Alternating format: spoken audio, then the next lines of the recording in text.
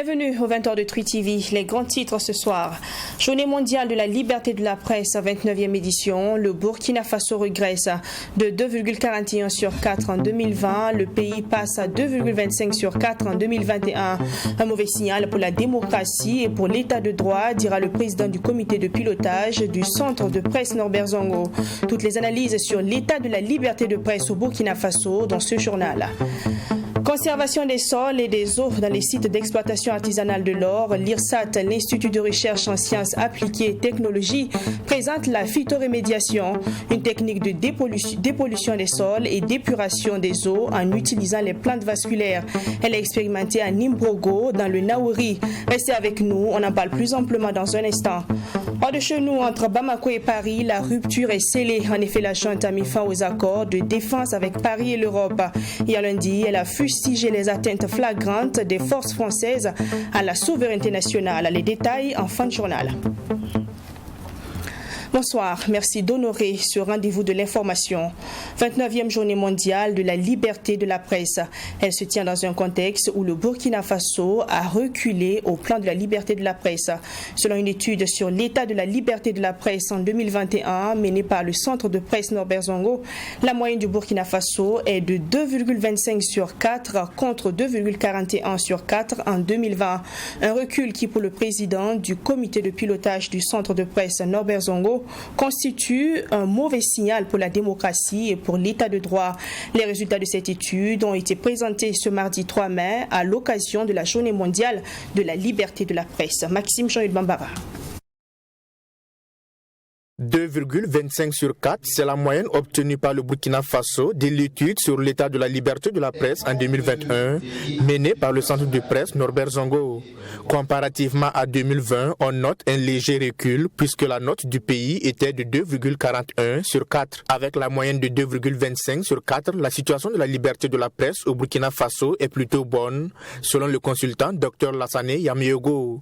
Mais pour le président du comité de pilotage du centre de presse Norbert Zongo, il faut plutôt tirer leçon du recul qui constitue un mauvais signal pour la démocratie et pour l'état de droit. Pour avoir une démocratie forte, des institutions fortes et stables, il nous faut nécessairement avoir des médias puissants et des journalistes compétents.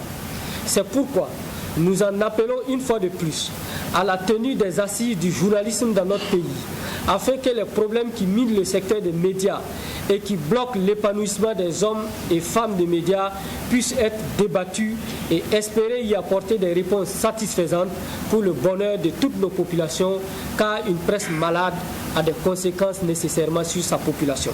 Les éléments explicatifs de ce recul sont entre autres les actes criminels à l'égard des journalistes, la précarité des journalistes et des médias, la coupure d'Internet mobile entre novembre 2021 et janvier 2022 et le difficile accès à l'information publique et surtout celle sécuritaire. Tout en affirmant sa volonté de travailler à rendre l'information publique plus accessible, le ministre de la Communication annonce une relecture de la convention collective des journalistes. La direction générale des médias, qui est donc un département du ministère de la Communication, a été inscrit pour réviser avec l'ensemble des professionnels cette convention-là, pour l'appliquer au maximum, parce que vous savez que une chose est de prendre une décision, mais l'autre chose c'est de la mettre en œuvre. Et il y a plusieurs acteurs qui sont concernés. Il faut que chacun joue sa partition pour justement nous permettre de quantifier les avancées, voilà, dans le sens positif. L'autre fait marquant de la commémoration de cette journée mondiale de la liberté de la presse, c'est le lancement du prix Marie Soleil de la meilleure journaliste, dont l'objectif est de promouvoir le genre dans le journalisme. Le public a également eu droit à un panel sur le thème « Les médias burkinabés face au numérique, comment mourir pour bien renaître ». À l'issue de la cérémonie de commémoration, les responsables du centre de presse Norbert Zongo ont rendu un hommage à l'ancien président du Conseil constitutionnel, Kassoum Kambou, considéré comme un fervent défenseur des médias. Au Mali, par contre, la Journée internationale de la presse est passée sous silence. Contrairement aux autres années, les fêtières n'ont programmé aucune manifestation pour célébrer cette journée, mais assurent qu'elles sont à pied d'œuvre pour célébrer la dite journée. Surtout que les médias maliens travaillent sous menace due aux crises multiples que traverse le pays. Dans tous les cas, l'avis des journalistes est partagé sur les conditions de travail des journalistes au Mali. Reportage sur place au Mali avec notre correspondant Bouema Soulo. La journée internationale de la presse n'est pas célébrée au Mali. Une situation expliquée par la Maison de la Presse, l'une des fêtières initiatrices des activités du 3 mai au Mali.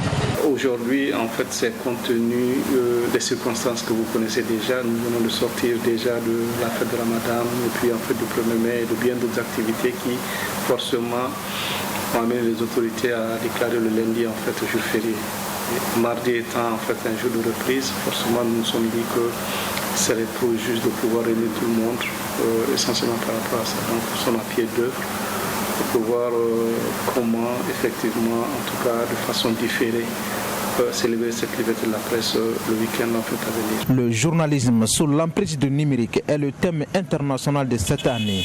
Un thème d'actualité qui interpelle particulièrement les organes de la presse écrite, nous dit ce directeur de publication. Ce thème est plus que d'actualité. Et le journalisme sous l'emprise du numérique, je vous dis aujourd'hui la presse classique, notamment les journaux, là-bas aujourd'hui l'emploi est sérieusement menacé par les médias sociaux. Des médias, ils peuvent souffrir, mais difficilement ils peuvent disparaître. Simplement, il y a des adaptations à faire. Moi, j'appelle les confrères à s'adapter à l'ère du numérique. Depuis quelques années, l'exercice du métier de journaliste est devenu un casse-tête au Mali. Des difficultés qui empêchent les journalistes de faire correctement leur travail, souligne cet autre directeur de publication. Souvent, il est difficile à la presse de jouer pleinement son rôle dans un pays où les gens sont harcelés, les gens sont menacés. La menace, elle est réelle. Aujourd'hui, souvent, on est obligé, il y a des informations qu'on ne pouvait pas faire sortir parce que tout simplement, on a peur. Pas peur de mourir ou quoi, mais peur d'être menacé, peur d'être intimidé. Si certains dénoncent le climat de travail pesant au Mali, d'autres par contre estiment que la liberté de la presse est épargnée malgré la situation du pays. Au Mali, ici, aujourd'hui, nous, la presse malienne, je peux dire qu'on a aucun problème. Personne ne pourra nous dire aujourd'hui qu'il a été empêché d'écrire ou bien de parler des choses dans les médias, sauf si des choses que toi-même, tu sais très bien que l'éthique et la déontologie journalistique vraiment les empêchent. Rappelons que la Journée internationale de la presse intervient cette année dans un contexte de tension entre les autorités de la transition et certains médias, en l'occurrence des médias étrangers. Retour à Ouagadougou, le ministre de la Justice et des Droits humains réagit sur l'affaire d'extradition de François Compaoré, le frère de l'ex-président Blaise Compaoré, sur l'information selon laquelle les autorités de la transition n'ont pas encore apporté de réponse à la correspondance française demandant la confirmation des garanties afin d'extrader François Compaoré. Le ministre de la Justice dit s'inscrire en faux contre ces allégations. Le ministre Barthélémy Kiré est au micro de Maxime Jean-Yves Bambara. On écoute. J'ai été très surpris par cette polémique qui est née hier et qui très rapidement a commencé effectivement à embraser la presse sur le fait que le Burkina Faso n'aurait pas accompli, n'aurait pas répondu à un certain nombre donc, de questions qui lui auraient été posées dans le cadre du processus qui est en cours au niveau de la Cour européenne des droits de l'homme. Alors, je m'inscris totalement en faux contre ces allégations, dans la mesure où, effectivement, comme je l'ai dit, à bonne date, dès lors que nous avons reçu effectivement cette demande de question, qui a demandé effectivement la confirmation des conditions de détention au niveau du Burkina Faso, nous avons fait la réponse adéquate, et cette réponse a été adressée par la voie diplomatique, comme il se doit, dans le cadre de cette affaire. Donc depuis pratiquement plus de 2 semaines, 3 semaines même, 22 avril je crois, cette question a été réglée à mon niveau, en tout cas au niveau du ministère de la Justice. Je ne sais pas d'où vient l'information que le Burkina Faso n'a pas répondu et que le délai expirait aujourd'hui. et que je devais m'attendre éventuellement à un groupe de journalistes pour me demander aujourd'hui si ça a été fait. Alors, pour ceux qui se posent encore la question, c'est réglé. Depuis un certain temps, on nous a posé des questions. Nous avons répondu à toutes ces questions et effectivement, la procédure va se poursuivre entre l'État français et la Commission européenne des droits de l'homme et des peuples.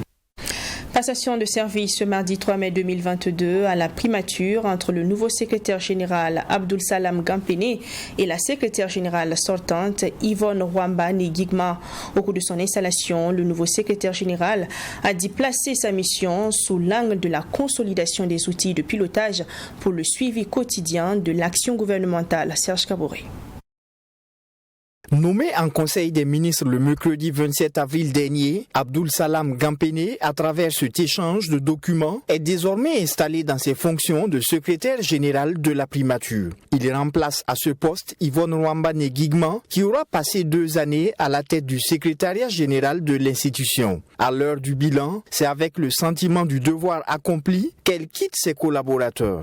Durant un peu plus de 2 ans, nous avons pu, ensemble, engranger des résultats fort appréciables. Je retiens la mise en œuvre d'outils existants et l'élaboration d'autres dans l'optique de la planification et de suivi des programmes d'action des ministères. Ensemble, nous avons formé cette équipe technique qui a accompagné, et ceci pour la première fois, l'exercice d'évaluation des performances des ministères. Ce fut une expérience enrichissante. Précédemment inspecteur du Trésor au ministère de l'Économie, des Finances et de la Prospective, première classe 10e échelon, Abdoul Salam Gampene a désormais la lourde tâche de veiller à la coordination de l'action des différents départements ministériels à travers le poste de secrétariat général. Il place sa mission sous l'angle de la consolidation des outils de pilotage pour le suivi quotidien de l'action gouvernementale. La situation sécuritaire difficile que notre pays traverse commande que nous soyons proactifs dans la coordination de l'action gouvernementale. Et comme vous le savez bien, la proactivité nous interdit toute improvisation. À l'attention de tous les collaborateurs, le management participatif sera l'approche que nous entendons privilégier. Car c'est ensemble qu'on peut relever, j'allais dire, le challenge.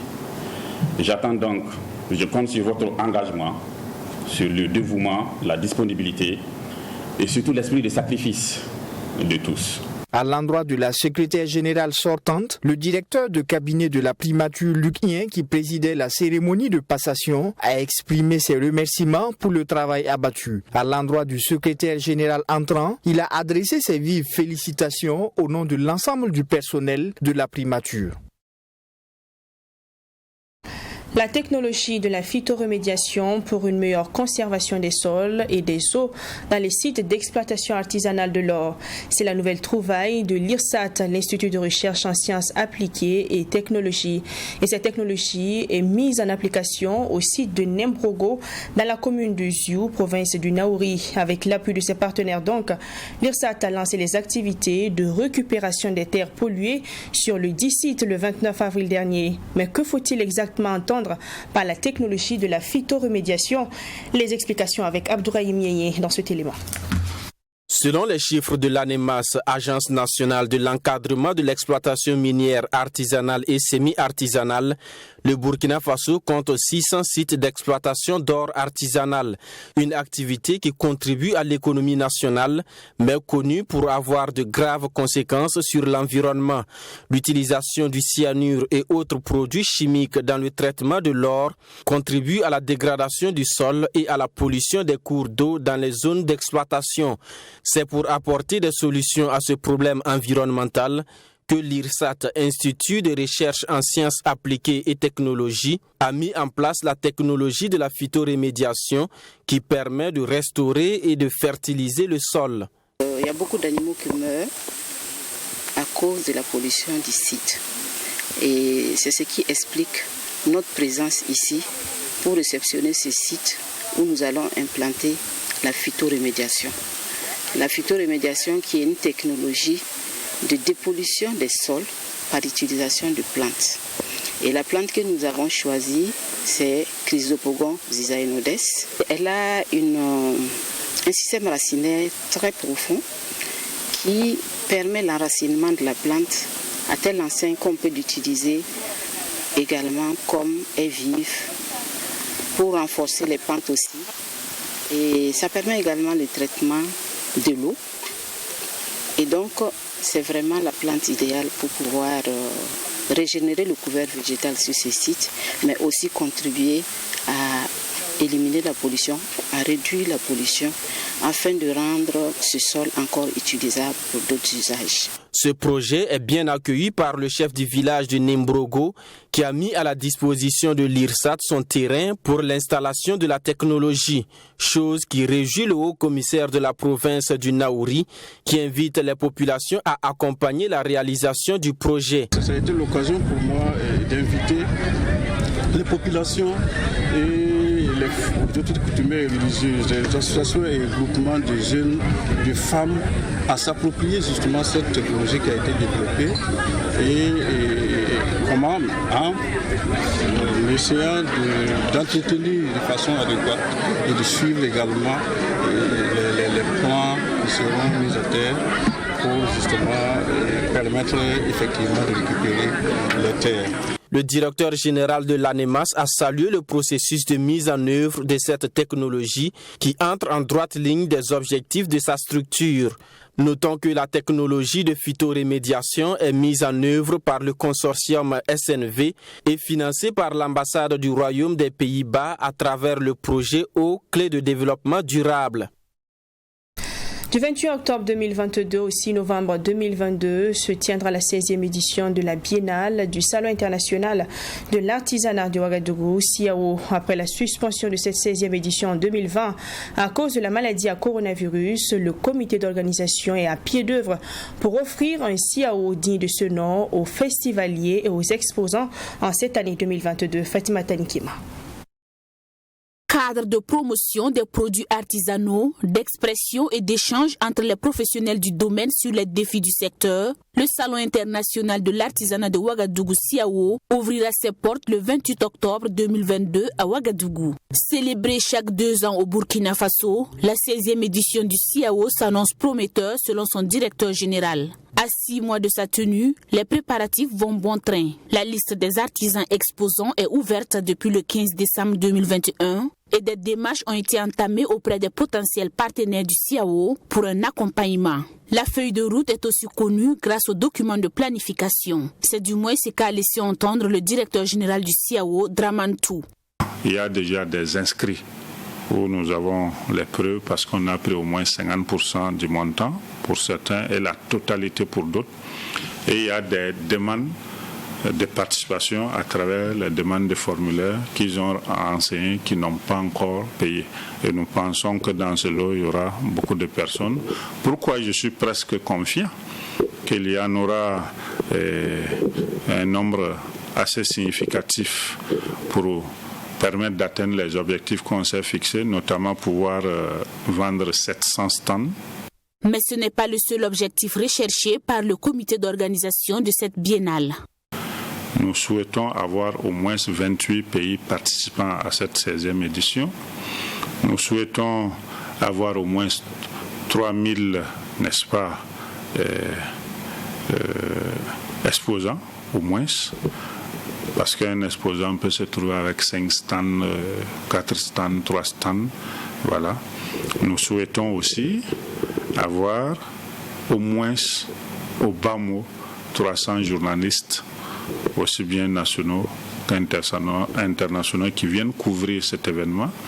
Les objectifs de cette 16e édition du CIAO sont donc connus. Il reste maintenant la stratégie à mettre en œuvre pour les atteindre. Et parmi les composantes de cette stratégie, la communication. Même si elle n'est pas encore active, les acteurs clés sont informés selon le directeur général du CIAO. La communication pour le moment c'est axé sur les avantages que nous offrent la technologie de l'information et de la communication, les sites internet, la page Facebook et les mailings groupés à travers grâce à la base de données qu'on a au CIAO ici d'artisans et d'acheteurs professionnels, mais nous n'avons pas encore fait une communication active à l'international pour capter davantage ces personnes. La programmation est faite pour que nous puissions dérouler cela. En attendant cette campagne de communication, on note d'ores et déjà des réticences à cause de la situation sécuritaire du pays. Du côté des acheteurs professionnels, certains ont un peu toujours cette crainte, n'est-ce pas, à venir dans notre pays parce qu'ils pensent que la situation sécuritaire est telle que on ne peut pas se mouvoir au pays, et nous allons les rassurer pour dire non. Nous avons des défis sécuritaires, mais nous sommes convaincus que des dispositions seront prises pour que le salon se passe dans de très bonnes conditions sécuritaires, sanitaires et organisationnelles. Rappelons que le CIAO, c'est aussi des concours, des conférences, de la gastronomie, des podiums et une journée dédiée aux pays invités d'honneur. Le thème retenu pour l'édition 2022 est artisanat africain, levier de développement et facteur de résilience des populations. Notons que le pays invité d'honneur n'est pas encore connu. Cependant, les démarches sont toujours en cours avec l'appui des autorités diplomatiques pour avoir un pays invité d'honneur selon Dramantou. À marge de la célébration de la journée mondiale du paludisme commémorée chaque 25 avril, l'association Nouvelle Vision et ses partenaires ont marqué une halte pour venir en aide aux personnes vulnérables dans le quartier Kolgnaba. Des activités marquées par des moments de dépistage. En plus de cela, une caravane s'est invitée au domicile de certains résidents pour des échanges communautaires afin d'adopter de bons comportements dans la lutte contre le paludisme. Michael Tougré. Caravane santé de l'association Vision Nouvelle aux côtés des populations vulnérables du quartier Kolgnaba. Objectif de cette tournée dans les familles, apporter du réconfort aux habitants, mais aussi procéder à un dépistage multimaladie grâce à ce dispositif. Avec ce véhicule mobile et médicalisé, au total, plus de 200 tests seront réalisés. Ces agents de santé sont reçus dans les concessions. Une démarche qui vise à échanger pour apporter les bonnes informations aux populations dans le cadre de la lutte contre les maladies. Notre action ce matin, c'est de travailler avec les communautés, collaborer avec elles, communiquer avec elles et bien sûr avec les agents de santé. Faire en sorte que les agents de l'hôpital se déplacent vers les populations et les services de promotion de la santé se déplacent vers les populations afin de pouvoir leur donner l'information exacte et les montrer de façon pratique comment est-ce qu'il faut faire pour trouver la bonne santé. Le dépistage pour le paludisme, l'anémie, l'hypertension, le diabète, les hépatites.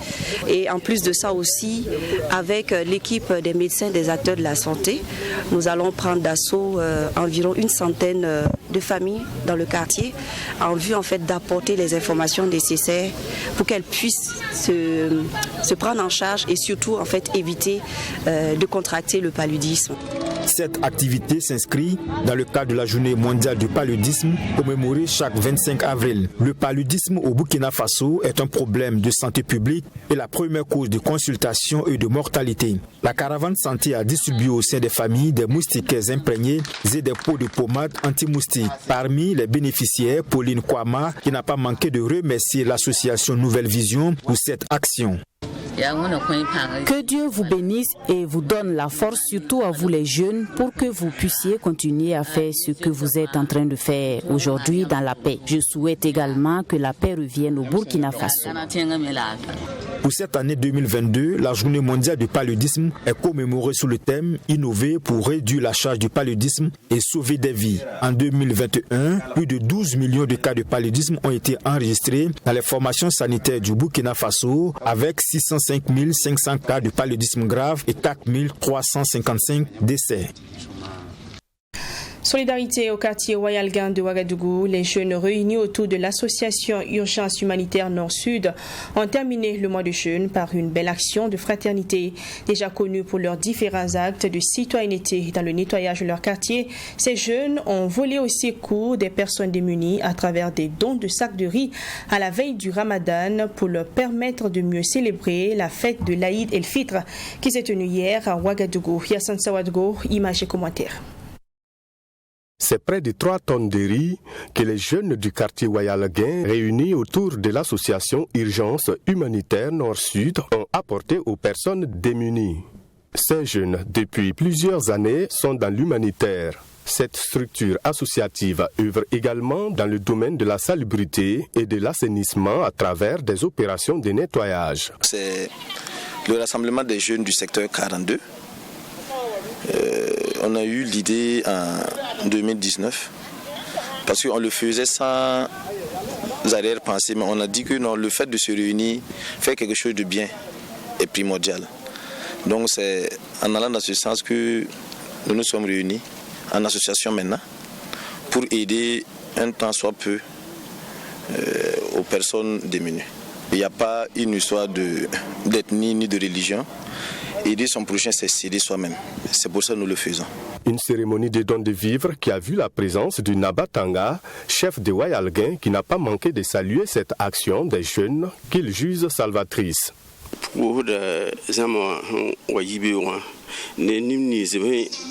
Je remercie tous ceux qui ont fait le déplacement ce matin et aussi les jeunes qui ont eu cette idée d'apporter de l'aide aux plus démunis. Elle est salutaire leur vision.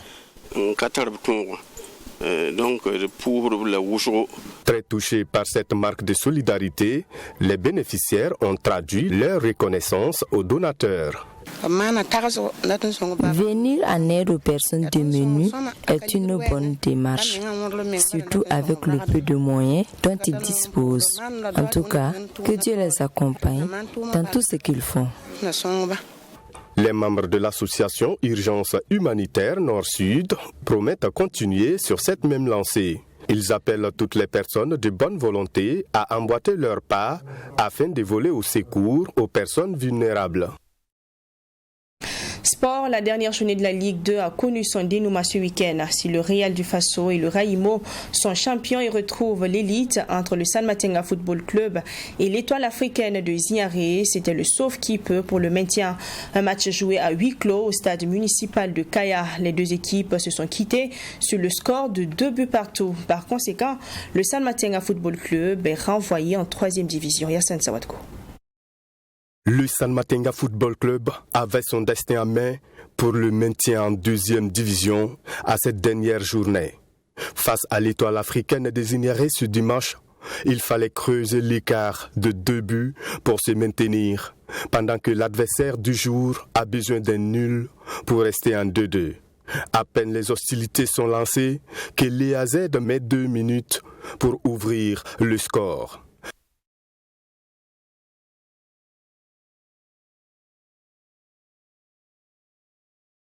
Les choses se compliquent davantage pour le San Matenga Football Club, mais à la 10e minute, les Kayalais remettent les pendules à l'heure sur ce coup franc.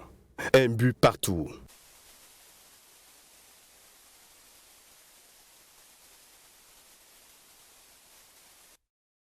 Le San Matenga, qui semblait reprendre les choses en main, se fait punir sur un cafouillage.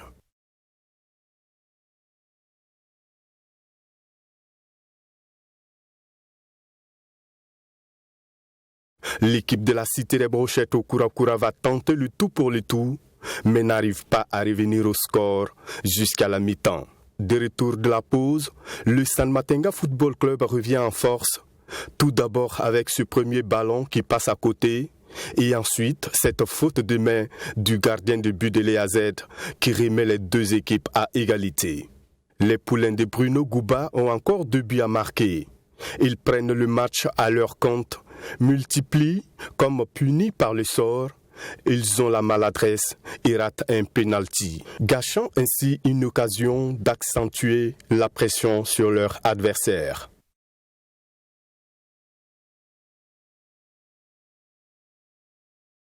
Mais hélas, les lignes ne bougeront pas. 2 buts partout et c'est la descente en 3e division pour le San Matenga Football Club. Bon, à chaud, c'est vrai que le score s'est soldé sur un match nul, 2-2. Mais vu l'ensemble du jeu, à 2-2, il rate un penalty. C'est ça aussi le football. Mais c'est ça.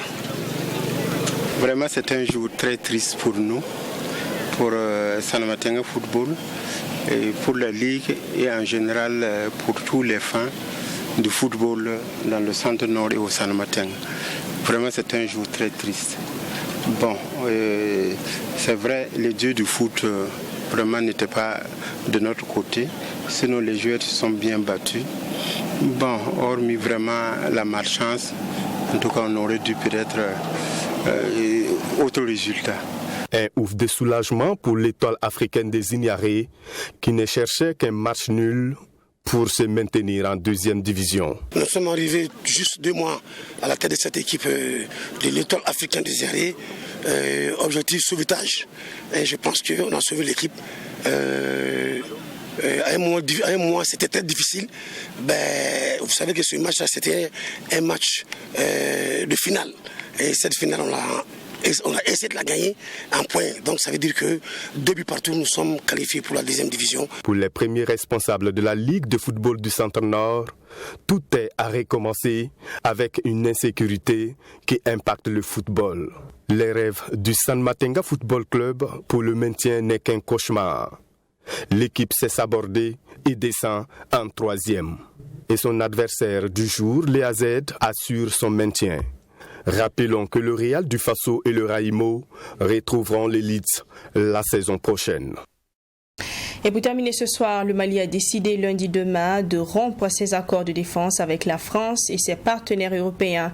Il s'agit d'une nouvelle manifestation de la dégradation des relations entre les autorités maliennes et leurs anciens alliés dans la lutte contre les djihadistes. Bamako dénonce ainsi les accords de statut des forces qui fixent le cadre juridique de la présence dans le pays des forces françaises Barkhane et européennes Takuba.